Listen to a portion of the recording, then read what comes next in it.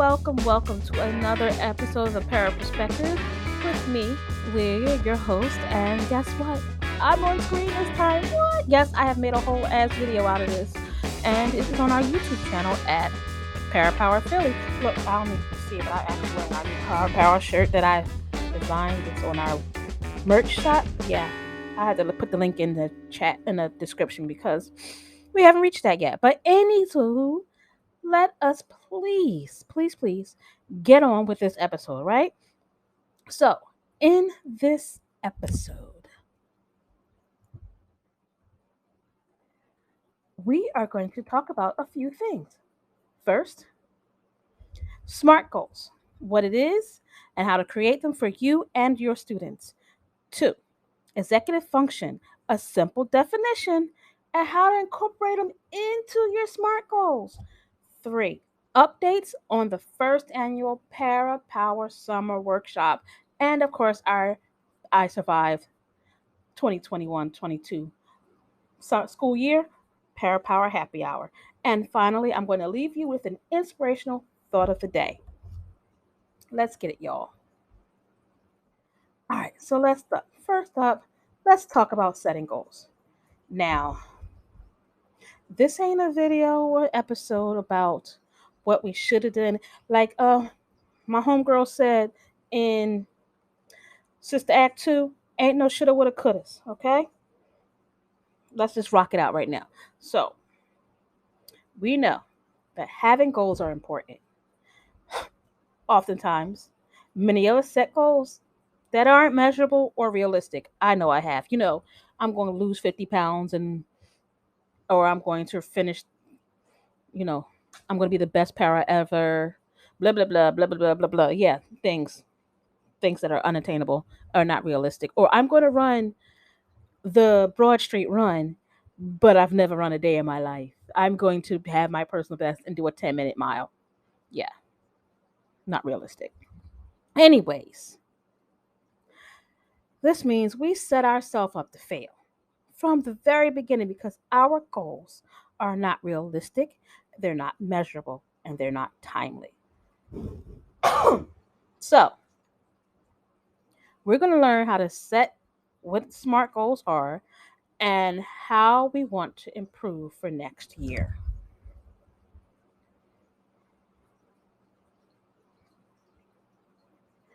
All right, SMART goals are specific, measurable, attainable, which means attainable and actionable, realistic, and timely.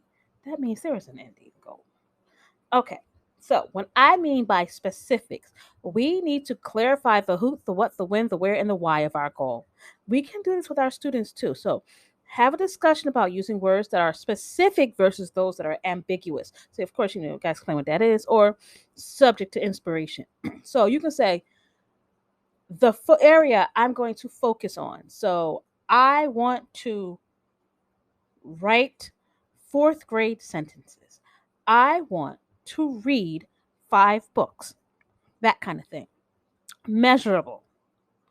Students need to be able to know when they've reached a goal. How do we know when we've reached our goal?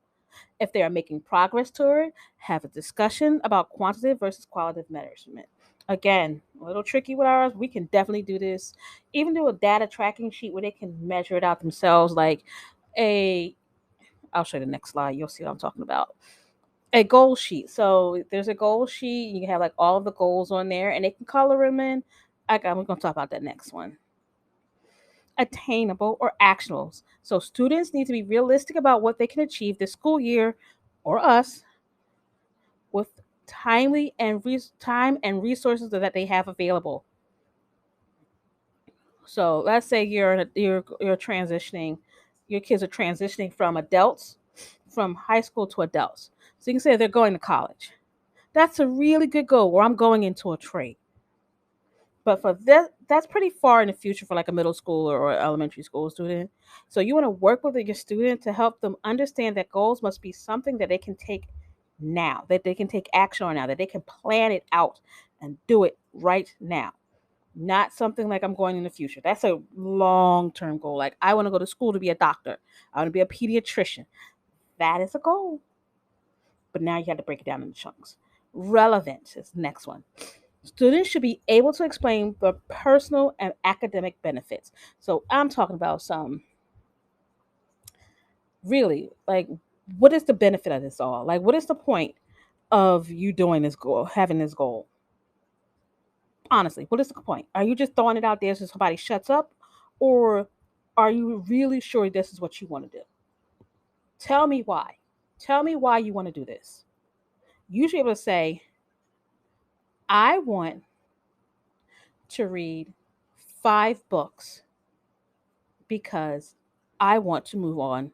Okay, that's really hard one. All right, here's the thing. So, one of my students is in the green, the blue. No, he's in the green reading corrected reading book, the reading mastery books, and he picked up the purple book. And he was like, we're like, okay, that's like a 4th grade book. And he was like, I was like, you want to read that one? He was like, yeah. I was like, all right. So your goal is to get to this book. Why do you want to get to this book? Because the stories look interesting and I want to do it. And we'll work on that some more. But yeah, relevant. Relevant. 2, timely. Sorry, T, timely. Students need to be able to achieve the goal by the end of the school year. So again, my student who wants to get to the green, to the purple book, maybe for 7th grade, his goal will be to finish the next book. So if it's green, then it's the blue book. So he should be wanting to be finishing the blue book by the end of the year for 7th grade. So that means in 8th grade, he can do the purple book. See, it works. Okay, so as students are writing, have them share their goals with a single peer. So small groups to help them see if a single school year is a deadline that makes sense to their goals. Now, how does that work for us? So, what is one or two, 3 things that we want to work on? That is our specific goal. How are we going to do How are we going to measure if we've actually accomplished that goal? Data tracking. I mean, notes. Well, it's still data tracking. We should be able to see from their work in the classroom. You'll see if they're doing reading, writing, math. If they're doing if they're in inclusion, we should be able to measure it out and see how they've progressed on what we're doing. Actionable. Is it really right for our, is it right? What steps do we need to take? How am I going to try these suggestions that I'm going to work on? How am I going to find the solution? How? Relevant. Again, what's this personal best? Why is it relevant to you as a para?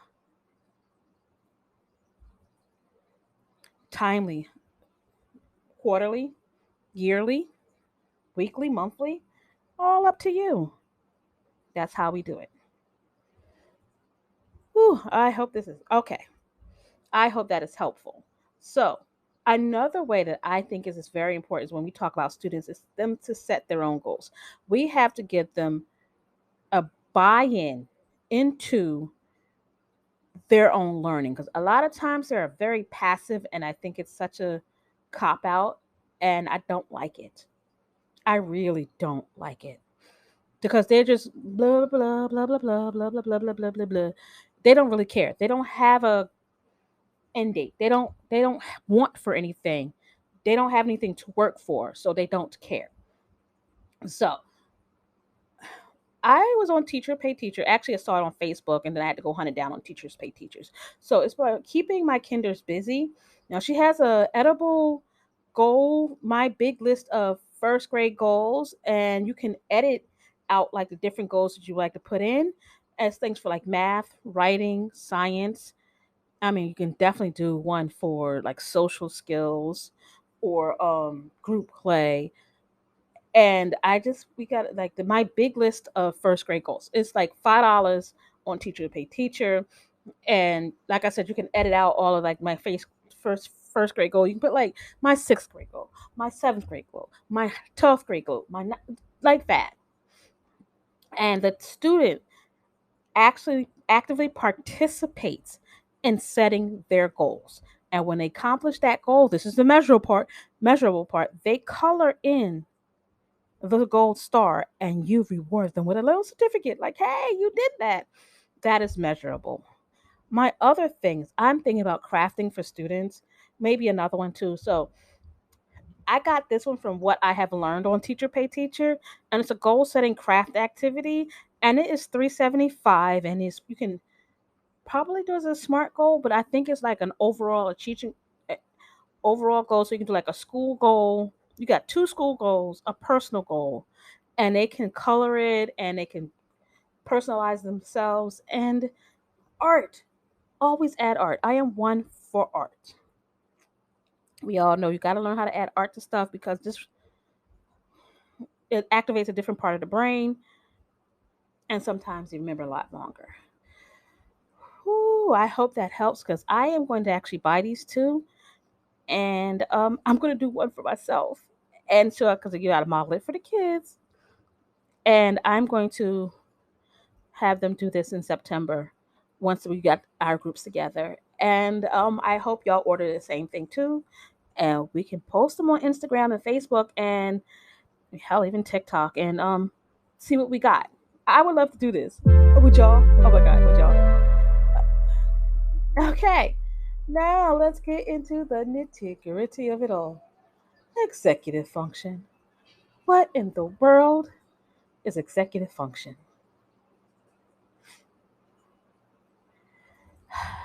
I'm going to give you the whole the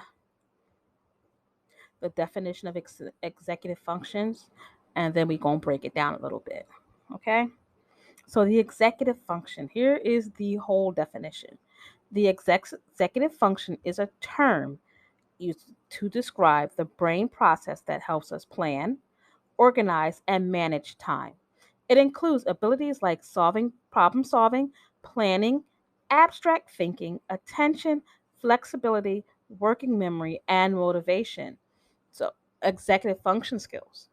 They are really important for academic success, but also they help with personal everyday tasks. You know, getting dressed, doing your chores, going to work on time, getting to school on time. Basically, your executive function is the boss, the head, the chief of the brain. It makes sure everything gets done. So let's break it down some more, okay? So, what do executive functions include? So, we know that executive function is the ability to plan, control behavior, and focus on a task. It can be divided into a couple into some main categories. All right, so here we go. Number one, working memory, remembering information while working on a task. So this means its ability to hold information in the mind while doing other things with that information. Word problems, holding a pencil, remembering what you need as you go through the grocery store, as you walk through and put items in the cart. I still have trouble with that. That's why I have a list. I'm not going to lie. I have lists. I write them down and I put them in my phone because Lord knows I be forgetting. My working memories sometimes it's horrible. Two, attention, focusing on one thing at a time while ignoring distractions, staying on task despite distractions from others or from outside stimuli such as noises or bright lights, completing tasks without being distracted by unrelated thoughts or events. Yeah, I'm having a little trouble with that too sometimes because I'd be like, okay, remember the guy, okay, Up. You ever watch the movie Up? And I forgot the name of that dog, but he always goes, squirrel, squirrel. Yeah, that's what we have to work on, including me. That's part of the attention. Be not being distracted by outside stimuli. That is such a good example. Sometimes I forget about that.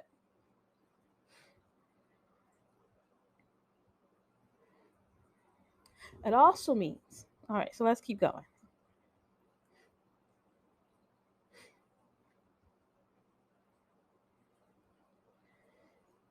Planning, organizing, prioritizing, which means making a plan for how to proceed with a task. Do I really have to talk about this one? Do I really have to talk about this one? Making a plan and sticking to it. Being able to find out what's important and putting the steps in to make sure that happens. Planning, organizing, prioritizing. So writing a paper, you got to do an outline, you got to make your timing so you have the right time and you're not rushing at the end. Procrastinators, yes, me. Yeah, still working on that part. Still working on that part. Still working on that part.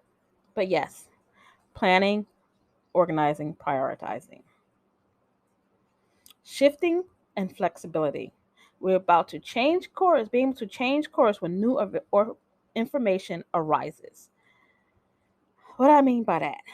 That means the ability to shift between different tasks or mental sets. For example, when you're learning a new skill like riding your bike, a cognitive flexibility means you shift from being able to helps you shift from first gear to second while your bike is moving, or remembering to brake. Hello, 10 speed, you had to click, click, click. That's cognitive flexibility. So we're talking about also, let's say if we're learning something, a student knows something, but we're reading a book and they get new information. It is be able to the flexibility is be able to go back in your brain and adjust your thinking to the new facts that you've learned. Also, it's not really listed here, but we're going to talk about inhibitory control. And that is the ability to stop a behavior before it starts or to stop an action after it has started. Someone with, you know, saying something hurtful to somebody without thinking about how it might affect, you stink, your breath stinks. That is poor inhibitory skills. And we know a lot of our children have that issue. And children with special needs, learning disabilities, and other special needs, ADHD, have this deficit that it can impact what their life is at school and what their life is at home. We know it's going to affect our children who are ASD, which is autism spectrum disorder. They have traumatic brain injury, cerebral palsy, and other developmental disabilities. We have to work with some strategies in to get it done. Okay, so let's move on, shall we, y'all? So, what does goal setting and executive function have to do with each other? Goal setting. Hello. Prioritizing. Da da da da. Figuring out what is most important. Right? What's most important? So, when we're talking about strategies, this is a strategy that we would teach to our children and model it because, it's an executive brain function. Just small little steps will help our children a lot. Now, ding ding ding ding. Sorry. I'm going to have a little commercial break here as we're talking about executive functions and stuff like that and making strategies. We are having a Para Power workshop. It's called Cultivating Our Genius. It is free. Free, free, free. Free, free, free. Free, free, free. It is August 6th from 9:30 to 3 o'clock p.m. And that is August 6th is a Saturday, by the way. And you're going to learn about the PFT and your union, your duties as sped assistant, and how to do small groups, and of course, how to incorporate executive functions in our small group. And you'll get an opportunity to connect with other paras. There's a raffle because I like giving away free stuff, and lunch, of course, is provided. It is all you got to do is scan the QR code in a PowerPoint, and also I am going to put a link in the description that you can sign up, and I hope to see y'all there. Okay, commercial's over. It is now time for our inspirational thought of the week. I know I say day, but we know it's a week. It is coming from my favorite book. We know what it's called. P is for Pirate. Inspirational ABCs for Educators by Dave Burgess and Shelley Burgess, and is illustrated by Genesis Kohler. I is for Inchworm. No, I'm not going in alphabetical order. Whatever sticks out to me is what I'm going to do. So here we go. Educators must take steps forward, no matter how small, in order to learn and grow. Every step seems small, but when taken consistently, one can look back and see great progress. Do I have to explain this one to y'all? Y'all are doing great. When we set our goals, we learn a little bit, we make progress, inch by inch, said the inchworm. I will always remember that from school. Inch by inch, said the inchworm. Whew.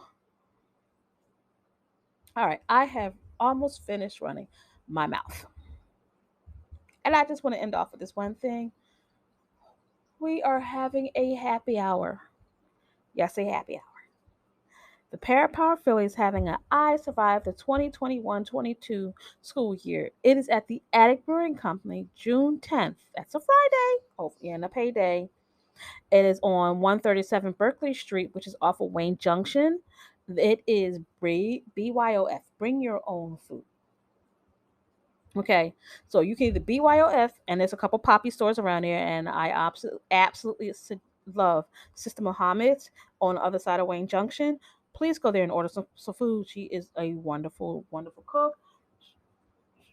Her food is banging over there, okay? Or you got the poppy stores, or you can order from Deeks. Deeks is right next door to the Attic Brewing Company, and you can actually order in there, and they'll bring the food to you. Now, it has some beer in there. They do have some mixed drinks, but it's mostly a beer spot. I know I'm not a beer fan, but I do like some of their drinks. So please come on by, like I said, 4 o'clock to whatever time you feel like freaking leaving. All right, come celebrate with us. And oh, by the way, if you want one of these shirts, I have a shirt. It's in our merch store. You can get I Survived the 2021-22 school year. Yeah, I did get one. I hope to see y'all there. Come celebrate with us. All right, guys. Thank you for listening. And remember, you can always drop me a line at parapowerphilly at gmail.com. Yeah, I'm going to actually get a Parapower email. I just haven't gotten to that.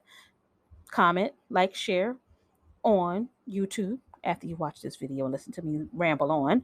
3, you can reach us on Instagram at parapowerphilly. Yes, I changed the name. And also in our Facebook group, which is Parapower. Any of those things, that's a great way to get in touch with me. And I can't wait to talk about next time. Next time, we're going to move more into some strategies that I found for executive functions. We ain't going to be staying on this much longer because I really want us to get into the nitty gritty of stuff. And then, I don't know. I don't know, y'all. We're going to figure it out because it's almost summertime and I am tired. Bye, y'all.